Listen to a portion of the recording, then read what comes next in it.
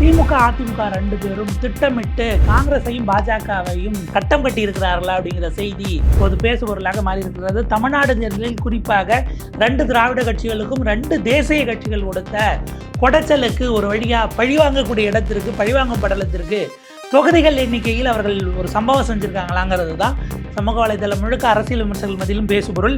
என்ன நடந்தது? ஜெயிக்கவே வாய்ப்பில்லாத தொகுதிகளை ரெண்டு பேருக்கும் எடுத்து கொடுத்து அவங்களை காலி பண்ணக்கூடிய வேலை அப்படிங்கிறதுனுடைய உள்குத்து தானா இது? இதற்கு பிறகு தேசிய கட்சிகள் கூட சேர்ந்து காலி பண்ணுறது உங்களுக்கு மட்டும்தான் தெரியுமா, எங்களுக்கு தெரியாதா அப்படிங்கிற ரிவெஞ்ச் மோட்ல முதலமைச்சர் ஸ்டாலினும் எதிர்க்கட்சி தலைவர் எடப்பாடி பழனிசாமியும் இறங்கி இருக்கிறார்களா? பின்னணி என்ன? விரிவாக அலசுகிறது இந்த செய்தி தொகுப்பு. திமுக அதிமுக ரெண்டு பேரும் அவங்களுடைய வேட்பாளர்களை முற்றுமுழுதாக அறிவிச்சிட்டாங்க. திமுக கூட்டணியில் சில கட்சிகள் அறிவிச்சிருக்கு, அந்த பக்கம் பாமக கொஞ்சம் பார்ஷியலாக அறிவிச்சிருக்கிறாங்க. இந்த நிலையில் இருக்க ஏசி சண்முகம் அவர்கள் சுந்தர் சி இறக்கியிருக்கார். இதெல்லாம் ஒரு மாதிரி போயிட்டு இருக்குன்னு வைங்களேன். ஆனால் இந்த பக்கம் திமுக கூட்டணியில் பெருவாரியாக காங்கிரஸ் இன்னும் வேட்பாளர் பட்டியலை வெளியிடலை, அந்த பக்கம் பாஜக வேட்பாளர் பட்டியலை வெளியிடலை. இப்போ பெரிய குழப்பம்.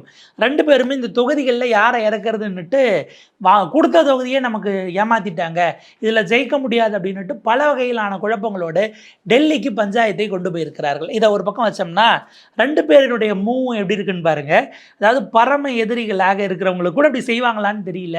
திமுக கூட்டணி கட்சியான காங்கிரஸை 28 சீட்டில் 18 சீட்டுகள் நேருக்கு நேராக இரட்டை இலையில் மோதுவதற்கு கண்டெஸ்ட் பண்ணுவதற்கு அவங்கள உள்ளே இறக்கியிருக்கிறாங்க. இரட்டை இலையை எதிர்த்து கை சின்னம் 18 தொகுதியில் நேருக்கு நேராக போட்டி.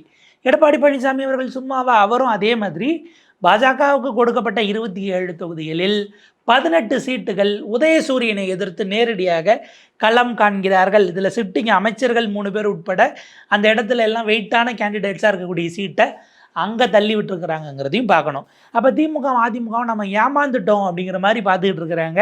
இவங்களுக்கு ரொம்ப நெருக்கடி கொடுது. ரெண்டு பேருக்கும் அடிப்படையில் என்ன அப்படின்னா, நீங்கள் என்ன சொன்னீங்க? ஆட்சியில் பங்கு, அதிகாரத்தில் பங்கு, உள்ளாட்சி தேர்தலில் பங்கு, கூட்டுறவு சங்க தேர்தலில் பங்கு, நாங்கள் இல்லைன்னா நீங்கள் ஜெயிக்க முடியுமா, நாங்கள் விஜய் கூட போயிட்டோம்னா அப்படிங்கிறதெல்லாம் பண்ணி 25 சீட்டை 28ஆக வாங்கிட்டீங்க, ப்ளஸ் ஒரு ராஜ்யசபா.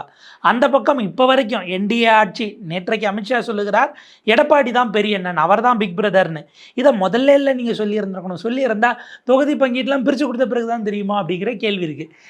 இதில் ரெண்டு விதமான விஷயங்கள் இருக்குது. கொடுத்த தொகுதிகளை நம்ம பார்த்துட்டோம் அப்படின்னா திமுக அதிமுகவுக்குள்ளே அப்படிங்கிறத நம்ம பார்த்துடலாம். இப்போ என்னென்ன தொகுதிகள் பிரித்து கொடுக்கப்பட்டிருக்கிறது அப்படிங்கிறத பார்த்துட்டு அதற்கு பிறகு போகலாம். காங்கிரஸுக்கு பொன்னேரி, ஸ்ரீபெரும்புதூர், சோளிங்கர், உதகமண்டலம், ஈரோடு கிழக்கு, அறந்தாங்கி, கடலூர், மயிலாடுதுறை, காரைக்குடி, சிவகாசி, திருவாடானை, ஸ்ரீவைகுண்டம், நாங்குநேரி, குளச்சல், விளவங்கோடு, கிள்ளியூர், வேளச்சேரி, ஊத்தங்கரை, துறையூர், கவுண்டம்பாளையம், ஆத்தூர், பெண்ணாகரம், சிங்காநல்லூர், அம்பாசமுத்திரம், கிருஷ்ணகிரி, உசிலம்பட்டி, சங்கரன்கோவில், மேலூர் அப்படிங்கிற இது இப்படிப்பட்ட 28 தொகுதிகளை ஒதுக்கியிருக்கிறாங்க. இதில் ஒரு 16 தொகுதிகள் கடந்த முறை காங்கிரஸ் போட்டியிட்டு ஜெயித்தது தான். அப்போ இது ஓரளவுக்கு பரவாயில்ல. நீங்கள் போன முறை ஜெயிச்சிருப்பீங்க, அப்போ போன முறை ஜெயிச்ச இடத்துல திரும்ப நிற்கும் போது உங்களுக்கு அது கெயின் தானே நம்ம யோசிப்போம். என்ன விஷயம்னா, காங்கிரஸுக்கு வேலை பார்ப்பதற்கு தயாராக திமுகவினர் இருக்கிறார்களான்னு ஒரு கேள்வி இருக்குது. சமீபத்தில் நடந்த சண்டை இதெல்லாம் நமக்கு தெரியும். நீங்கள் மாணிக்கம் தாகூர் அவர்கள் பேசியது, அங்கேயே பார்த்திங்கன்னா மதுரையில் அவங்க நிறைவேற்றிய அந்த தீர்மானம் அப்படிங்கிறது, இது எல்லாத்தையும் வச்சு பார்க்கும்போது திமுக முதல்ல இறங்கி வேலை செய்வாங்களா அப்படிங்கிற கேள்வி இருக்குது. இதுபோக திமுகவே ஒரு முறை கூட ஜெயிக்காத தொகுதிகளில் அங்கே எடுத்து கொண்டு போய் காங்கிரஸ்ட்டை கொடுத்துருக்காங்கிறதும் வந்திருக்கு. இப்போ உதாரணத்துக்கு கடலூர், ஊத்தங்கரை, துறையூர், கவுண்டம்பாளையம், ஆத்தூர், பெண்ணாகரம், சிங்காநல்லூர், அம்பாசமுத்திரம், கிருஷ்ணகிரி, உசிலம்பட்டி, சங்கரன்கோவில், மேலூரில் காங்கிரஸுக்கு ரொம்ப பெரிய சவால் அப்படின்னு தான் எதிர்பார்க்கப்படுது. இதில் பார்த்திங்கன்னா ஒரு முறை கூட காங்கிரஸ் கட்சி ஜெயிக்காத தொகுதிகளாக உங்களுக்கு ஒரு 6 தொகுதிகளை ஒதுக்கியிருக்கிறாங்க. காங்கிரஸ் கட்சி தனித்து நின்ற போதும் இல்லை, கூட்டணியில் நின்ற காலத்திலும் இல்லை, அவங்களுக்கு அங்கே ஆளே இல்லை, ப்ரெசன்ஸே இல்லை அப்படிங்கிற மாதிரியான தொகுதிகளை தள்ளி விட்டுருக்குறாங்க. மேலூரில் 1991 வரைக்கும் காங்கிரஸ் ஜெயிச்சிருக்காங்க. அதற்கு பிறகு ஒரு முறை கூட 2001 2021 5 தேர்தல்களில் அதிமுக ஜெயிச்ச தொகுதி 2001 to 2021. ஸோ இப்போ 26 வருடமாக அதிமுக கோட்டையாக இருக்கிற ஒரு தொகுதியை கொண்டு போய் காங்கிரஸ்ட்டை கொடுத்து போட்டியிடுங்க, நேருக்கு நேராக மோதுங்க என்பதாக இறங்கியிருக்கிறார்கள். தொடர்ந்து 5 தேர்தல். இதுதான் ரொம்ப முக்கியமானது. 16 21 ஜெயித்தவர் தான் மறுபடியும் இப்போ அங்கே களம் இறங்குவதற்கான வாய்ப்பும் இருக்கிறது மதுரையில். நீங்கள் மேலூரை பொறுத்த வரைக்கும், அதாவது காங்கிரஸ் சில நேரங்களில் இந்த பழைய விஷயங்களை சொல்லி நாங்கள் அப்படி இருந்தோம் இல்லை, ஒரு காலத்தில் நாங்கள் ஆட்சியில் இருந்தோம் இல்லை, நீங்கள் தோற்ற தொகுதிகள் எங்களுக்கு கொடுங்க இப்படியெல்லாம் கேட்டதுனால நீங்கள் பாருங்கள் 91க்கு முன்னாடி வரைக்கும் பல தடவை ஜெயிச்ச தொகுதின்னு எடுத்து கொடுத்துட்டாங்களான்னு ஒரு பாயிண்ட் இருக்குது. அதே போல் சேலம் மாவட்டம் ஆத்தூரில் காங்கிரஸ் இதுக்கு முன்னாடி 2006 ஜெயிச்சிருக்கிறாங்க. அதன் பிறகு வெற்றி பெறலை. போன 3 தேர்தல்களில் உங்களுக்கு 21, 16, 11 இந்த 3 தேர்தல்களிலும் அதிமுக திரும்ப திரும்ப ஜெயித்து பிடித்து வைத்திருக்கக்கூடிய இடமாக இருக்கிறது. அங்கே கொண்டு போய் இறக்குறாங்க. இதே போல் பார்த்திங்க அப்படின்னா அதிமுக எடப்பாடி பழனிசாமியின் சொந்த மாவட்டம் அப்படிங்கிறதுனால அது கூடுதல் சிக்கலாக மாறி இருக்கிறது. இப்போ இந்த பக்கம் வந்தீங்க அப்படின்னா அம்பாசமுத்திரம் சங்கரன் கோவில் இது எப்படியான விஷயம்னு பாருங்கள். அம்பாசமுத்திரத்தில் 1989 ஜே அணி ஜா அணி அந்த பிளவில் மூப்பனாரை முதலமைச்சராக்க அந்த காலகட்டத்தில் ஜெயித்தது. அதற்கு பிறகு அதிமுக 3 முறை ஜெயிச்சு இப்போ கடந்த 3 தேர்தலில் 11, 16, 21 திரும்ப எஸ்கி சுப்பையா அவர்களே போட்டியிடுகிறார். இந்த அம்பாசமுத்திரத்தை கொண்டு போய் திரும்ப தள்ளி இருக்கிறாங்க. சங்கரன் கோயில் எடுத்துக்கிட்டால் 1962 சரி அங்கே காங்கிரஸ் ஜெயித்து 62 அப்படின்னா உங்களுக்கு அங்கே ஒரு 38 வருடம், இங்கே ஒரு 26 வருடம்னா யோசிச்சுக்கோங்க. ஒரு 60, 63 வருடங்களுக்கு பிறகு மீண்டும் இந்த இடத்துல அம்பாசமுத்திரத்தில் கொடியை நாட்டுறாங்களா அப்படிங்கிற இடம் இருக்குது. அங்கே இருக்கக்கூடிய சிட்டிங் எம்எல்ஏவை ராஜா அவர்களே வாசுதேவநல்லூருக்கு மாற்றிட்டு சங்கரன் கோயிலில் காங்கிரஸ்க்கு கொடுத்துருக்கிறார்கள். அதே போல் அதிமுக தொடர்ந்து ஜெயித்து வருகிற கிருஷ்ணகிரி அங்கே 1967 1967க்கு பிறகு காங்கிரஸ் வென்றதில்லை. திமுக அதிமுக மாறி மாறி ஜெயிச்சிருக்கிறாங்க, அங்கே நகர்த்தியிருக்கிறாங்க. பெண்ணாகரத்தில் அதே போல் 1967 சரி அம்பாசமுத்திரமும் அதே போல் நம்ம சொன்னது தான். இப்போ இப்படியான சூழலில் தான் காங்கிரஸுக்கான விஷயங்கள் அப்படிங்கிறது ஒரு நெருக்கடியாக மாறி இருக்கிறது. அவங்க 16 சிட்டிங் சீட்ஸை ரீட்டைன் பண்ணாலும் அந்த சிட்டிங் சீட்ஸில் திமுக வேலை செய்யுமாங்கிறது அதை விட பெரிய $1 மில்லியன் கேள்வியாக இருக்கிறது. காங்கிரஸ் ஒரு பக்கம் எண்ணிக்கையை சேர்த்து வாங்கிட்டோம், ஆனால் ஜெயிக்கிறதுக்கான வழி இருக்கா? இப்போ இந்த 18லும் ரொம்ப சுழுவான ஆட்களை, ரொம்ப லேசாக ஜெயிக்கக்கூடிய ஆட்களை எடப்பாடி பழனிசாமி அவர்கள் ஃபீல்டு பண்ணல. அவருடைய ஸ்ட்ராங் காட்ஸை, ஏன்னா நீங்கள் திமுக அதிமுக பொறுத்த வரைக்கும் இந்த கூட்டணி கட்சிகளோட மோதக்கூடிய தொகுதிகள் இருக்குது. உங்களுக்கு ஏறத்தாழ 100, 101 தொகுதிகள் வரைக்கும் 133 திமுகவும் அதிமுகவும், அதாவது 2 சிம்பிள்ஸும் நேரடியாக போட்டி, இரட்டையிலையும் உதயசூரியனும். இந்த மீதி இருக்கக்கூடிய 100 தொகுதி அவங்க ஏற்கனவே ஆளுக்கு பாதியாக என்னோட கூட்டணி கட்சிகளை நீங்கள் காலி பண்ணீங்க, உங்களோட கூட்டணி கட்சிகளை நான் காலி பண்ணிக்கிறேன்னு ஏதோ ஒரு டீலிங்க்கு வந்துட்டாங்களா அப்படின்னு ஒரு பார்வை இருக்குது. நம்ம அப்படி யோசித்தோம்னா நீங்கள் பார்த்து இதில் ஸ்வீப் பண்ணிங்க, நாங்கள் அதில் ஸ்வீப் பண்ணிக்கிறோம், 50-50 எடுத்துகிட்டு மீதி இருக்கிறது இந்த 133ல் நம்ம மோதிக்கலாங்கிற அளவுக்கு. இப்போ பாஜகவுக்கு நம்ம வருவோம். காங்கிரஸ் இந்த மாதிரி இருக்குது. அந்த பக்கம் பாஜக வந்தோம்னா 27 மயிலாப்பூர், தளி, மொடக்குறிச்சி, உதகமண்டலம், அவினாசி, திருப்பூர், கோவை வடக்கு, திருப்பூர் தெற்கு, கந்தர்வக்கோட்டை தனி, அதே போல் புதுக்கோட்டை, திருப்பத்தூர், மதுரை தெற்கு, சாத்தூர், திருச்செந்தூர்புரம், வாசுதேவநல்லூர், ராதாபுரம், நாகர்கோயில், விளவங்கோடு, ஆவடி, திருவண்ணாமலை, தஞ்சாவூர், திருவாரூர், அறந்தாங்கி, மானாமதுரை, ராமநாதபுரம், குளச்சல், பத்மநாபபுரம், ராசிபுரம் இதெல்லாம் அவங்களுக்கு கொடுக்கப்பட்டது. 7 தொகுதிகள் கூட வந்திருந்தாலும் 18 தொகுதிகளில் நீங்கள் 9 தொகுதிகளை தவிர மீதி எல்லாத்துலேயும் அவங்க உதயசூரியனோட போய் நேரடியாக தாமரை போட்டியிடக்கூடியது. இதில் ஒன்று வேற அவர் எங்கள் ஏசி சண்முகம் அவர்களுக்கு கொடுக்க போகிறாங்க. அது எந்த சீட்டுங்கிறத பார்த்துக்கலாம். இதில் மொடக்குறிச்சி, நாகர்கோவில் அப்படிங்கிறது தான் அதிமுக கோவை தெற்கு, திருநெல்வேலி எடுத்துக்கிட்டு மொடக்குறிச்சியும் நாகர்கோவில் மட்டுமே லாஸ்ட் டைம் ஜெயிச்ச 4ல் 2 ரிட்டன் கொடுத்துருக்குறாங்க.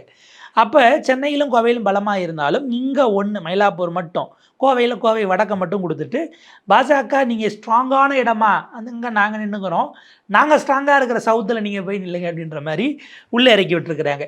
இதில் பார்த்திங்கன்னா வானதி சீனிவாசன் நாங்கள் நகர்த்திட்டாங்க. அதெல்லாம் நம்ம கவனிக்க வேண்டியது. நாகர்கோவில், மயிலாப்பூர் இந்த 2 விஷயங்களும் அவங்க எதிர்பார்த்தது. காந்தி அவர்களுடைய இதுவும் சரி, இந்த பக்கம் அவங்க எதிர்பார்த்தாலும் பொன் ராதாகிருஷ்ணன் ஆதரவாளர் இந்த முறை களமிறங்கலாம், ஏன்னா காந்தி அவர்களுக்கு சீட் இல்லை அப்படிங்கிற மாதிரி போயிட்டுருக்கு.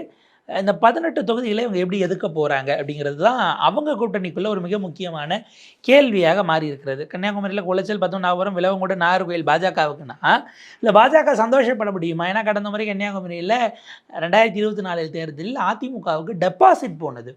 எடப்பாடி பழனிசாமி அவர்கள் அதனால் என்ன பண்ணிட்டாரு, அந்த ஒரு தொகுதியை மட்டும் எடுத்துக்கிட்டு இவருக்கு அங்கே இருக்கக்கூடிய தலவாய் சுந்தரம் அவர்கள் போட்டிடுவார்னுட்டு மீதி எல்லாத்தையும் அவர் நேக்கா பாஜக நகர்த்திட்டார். நீங்கள் நிற்கிறீங்க அப்படின்னா நேராக அங்கே போய்க்கோங்க. இப்போ அந்த மாவட்டத்தை பொறுத்தவரை ஒரே ஒருவர் மட்டும்தான் அங்கே போட்டின்னு நினைக்கிறேன் திமுக, ஒரு சிபிஎம், மீதி வந்து பார்த்திங்கன்னா உங்களுக்கு காங்கிரஸுக்கு கொடுத்துட்டாங்க. நேரடியாக நீங்கள் காங்கிரஸ் டு பிஜேபி அங்கே போட்டுங்க. எப்படி கேரளாவில் அஃப்கோர்ஸ் அங்கே சிபிஎம் காங்கிரஸ் அடிச்சுப்பாங்க, நேஷனல் பாலிட்டிக்ஸில் நீங்கள் அங்கே உங்களுக்குள்ளே பார்த்துங்கிற மாதிரி போட்டுட்டு அவங்க அங்கேருந்து நகர்ந்துட்டாங்க. இது இப்போ அங்கே ஒரு சிக்கலாக ஓடிக்கிட்டு இருக்கிறது. சிட்டிங் அமைச்சரான மனோ தங்கராஜ் அவருடைய பத்மநாபபுரம் தொகுதி அப்படிங்கிறது அவர்கிட்ட இருந்து இந்த முறை வாய்ப்பு மறுக்கப்பட்டு அதை கம்யூனிஸ்ட்டுகளுக்கு கொடுத்துட்டாங்க அப்படிங்கிறத பார்க்க வேண்டியிருக்கு. விளவங்கோட்டில் முன்னாள் எம்எல்ஏ விஜயதாரணி அவர்கள் பாஜக சார்பில் இறங்குவாங்கன்னு சொல்லப்பட்டாலும் விஜயதாரணி இதற்கு முன்பாக 3 முறை ஜெயித்திருக்கிறார்கள். ஆனால் அவர் தாமரை சின்னத்தில் ஜெயித்ததில்லை. அவர் ஜெயித்தது திரும்ப திரும்ப திரும்ப கை சின்னம் தான். கடந்த காலத்திலலாம் சொல்லுவாங்க, இதுங்க ஒரு சேகர் பாபு இல்லை மற்றவர்களுக்கு சொல்லுவாங்க, தங்கத்தமிழ் செல்வனுக்கே அது எக்ஸ்பீரியன்ஸ் இருக்கும். ஒரு கட்சி மாறிட்டு அமமுகவில் இருந்தப்போ இல்லை இங்கே வந்த பிறகு யாருக்கு பாட்டி ஓட்டு போட்ட அப்படின்னும் போது வெளியில் வந்து ராசா உனக்கு தான் நான் ரெட்டையிலையில் போட்டேன்னு அவர் ரெட்டையிலை விட்டு வந்த பிறகு அவர்கிட்டே சொன்னாங்க அப்படிங்கிற மாதிரியான விஷயங்களை சொல்லுவாங்க. இப்போ அந்த மாதிரி விளவங்கோட்டில் விஜயதாரணி ஒரு வேலை நின்று அவங்களுக்கு அங்கே ஒரு ஆதரவாளர் வட்டம் என்ன 3 முறை எம்எல்ஏவாக இருந்திருக்கிறாங்க இருக்குன்னே வச்சுப்போம். முடித்த பிறகு வந்து உனக்கு தாம்மா நான் கை சின்னத்தில் போட்டேன்னாங்கன்னா அது கொஞ்சம் நெருக்கடியானது. அஃப்கோர்ஸ் அங்கே இப்போ அவங்க தொடர்ந்து அவங்களுக்கான ப்ரெசன்ஸ் இருக்குது, அங்கே ஒர்க் பண்ணிக்கிட்டு இருக்கிறாங்கனாலும் எப்படி அதை பிரேக் த்ரூ பண்ணி வரப்போகிறாங்க அப்படிங்கிற விஷயம் இருக்குது. இதில் பாஜக வெல்லாத தொகுதிகளும் தள்ளிவிட்டது. தள்ளி தொகுதி 2001 சட்டமன்ற தேர்தல் வெற்றி பெற்றிருக்கிறார்கள். அதற்கு பிறகு 6லேருந்து 21 வரைக்கும் பாஜகவுக்கு தள்ளியில் ப்ரெசன்ஸ் இல்லை. புதுக்கோட்டை கந்தரவக்கோட்டை இருந்தாங்க. இந்த 3லுமே பாஜக இதுவரை ஜெயித்ததில்லை.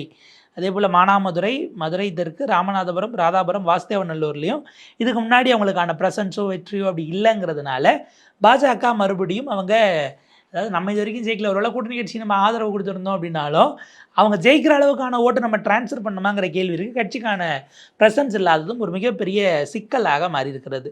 ஸோ அல்டுகெதராக பார்த்தா ஏதோ ஒரு ஒரு சாஃப்டான இடத்துல இந்த நேஷ்னல் பார்ட்டிஸை கட்டம் கட்டுவதில் வந்துட்டாங்களோ அப்படிங்கிற ஒரு பார்வை. சீமான் அவர்கள் இதை ரொம்ப அவர் அதை பொலிட்டிக்கலி அவர் சொன்னார். திமுகவும் அதிமுகவும் ஒப்பந்தம் செய்து கொண்டு பாஜகவை ஒழிப்பதற்கு திட்டம் போட்டிருக்கிறார்களோன்னு ஒரு தியரியை வச்சார்.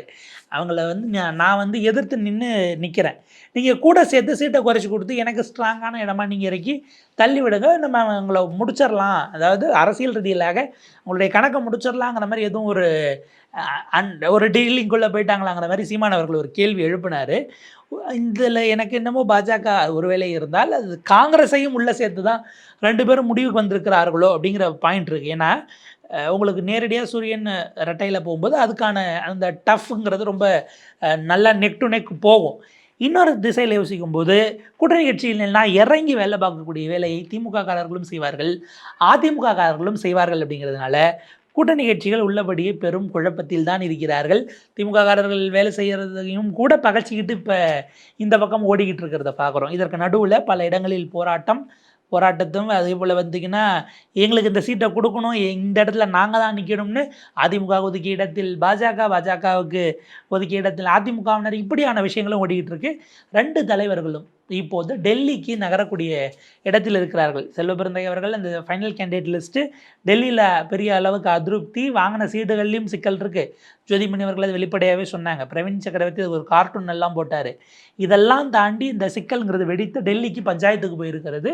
2 பக்கமும் அந்த பஞ்சாயத்து எப்போ முடிஞ்சு நீங்கள் எப்போ ஆட்களை அனுப்பி அவங்க நாமினேஷன் நாளைக்கு தொடங்குது, நாளையிலேருந்து போடணும் திங்கட்கிழமையிலேருந்து அப்படின்னா அதுக்கு வாய்ப்பு இல்லை.